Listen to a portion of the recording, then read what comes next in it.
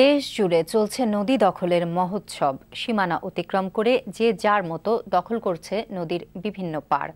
আর দিনের আলোতেই চলছে দখলের এই প্রতিযোগিতা। দখলদাররা অবশ্য ব্যাপারটিকে দখল বলতে নারাজ। তাদের ভাষায় এসব তাদের পৈতৃক সম্পত্তি। দেশের বিভিন্ন অঞ্চলে প্রধান কিছু নদী দখলের বর্তমান চিত্র নিয়ে দেখুন চয়ন রহমানের ধারাবাহিক প্রতিবেদনের প্রথম পর্ব। পটুয়াখালীর শিববাড়িয়া নদীতে জায়গা দখল শেষে এখন চলছে সমানে নদীর মাটি কাটার ধুম, চলছে মাপঝোঁকের কাজ। ভিত্তি তৈরিতে বসানো হচ্ছে কনক্রিট, পাকা ভবন নির্মাণে ব্যস্ততা নির্মাণ শ্রমিকদের। শিববাড়িয়া নদীর ভিতর 10 ফুট বাই 10 ফুট বিডি উঠতে আছে। এটা নদীর মধ্যে পাইলিং করতে আছি। ইব্রাহিম সাহেব ঘর উঠাইবে জায়গায়। আমার ভবনটা শিববাড়িয়া নদীর তীরে অবস্থিত। ব্যবসা করে বাল বাচ্চা নিয়ে খাবো, এখন যদি আবার সেটা উচ্ছেদ করে তাহলে তো আমরা পথে বসে যাব। আবার নওগাঁর আত্রাই নদীর দুপারেই এখন ধুম লেগেছে নতুন ভবন নির্মাণের। নদীর ভিতরে সারি সারি পিলারে দাঁড়িয়ে আছে এক একটি ভবন।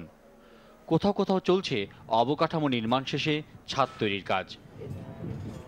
ভবন মালিকের দাবি, দখল নয়, আত্রাই নদীর ভেতরেই পাওনা আছে তাদের আরও জমি।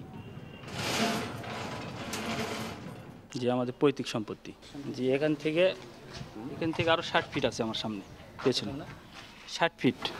সেটার মধ্যে নদীর মধ্যে দেখতে পাচ্ছি। নদীটা হচ্ছে আপনার, এটা চর, এটা হচ্ছে একটা জমি, জমির পরে নদীরই আছে। যাওয়া যাক বরিশালের কীর্তনখোলায়। এখানে লঞ্চঘাট ঘেঁষে দখলদাররা যে যার মতো করে দখল চিহ্ন দিয়ে বসিয়েছে নাম ফলক।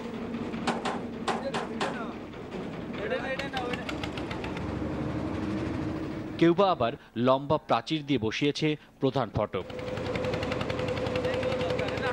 ঘরবাড়ি থেকে শুরু করে ব্যবসা বাণিজ্যও এখনই দখল হওয়া অংশে। দখলদারদের দাবি, জেলা প্রশাসনের অনুমতি নিয়েই তারা এ স্থানে বসিয়েছে তাদের স্থাপনা। নদীর মধ্যেই তো বসাইছি। নদীর মধ্যে কি বসাইছেন?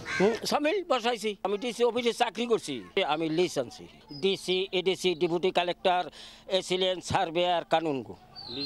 হ্যাঁ আছে, কাগজপত্র আছে।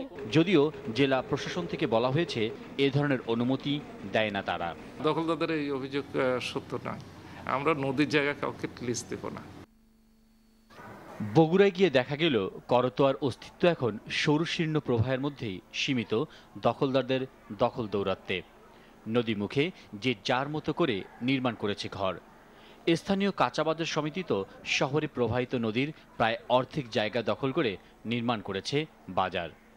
করতোয়া নদী দুই পাশে দেখতেছেন, দুই পাশে দখল করে বাজার কমিটি টাকা দিয়ে ভরাট করা হয়েছে।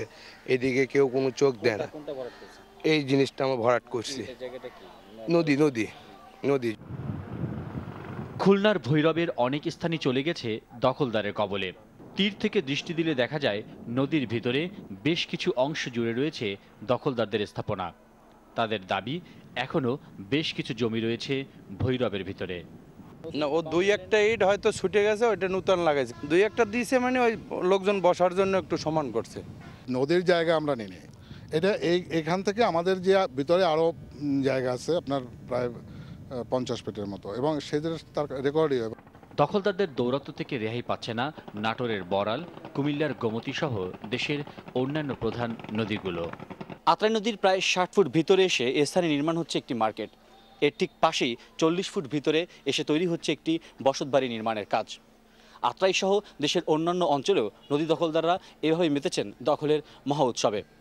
স্থানীয়রা বলছেন, এই দখলদারদের ঠেকাতে সরকারকে এখনই কার্যকরী ভূমিকা নিতে হবে। চয়ন রহমান।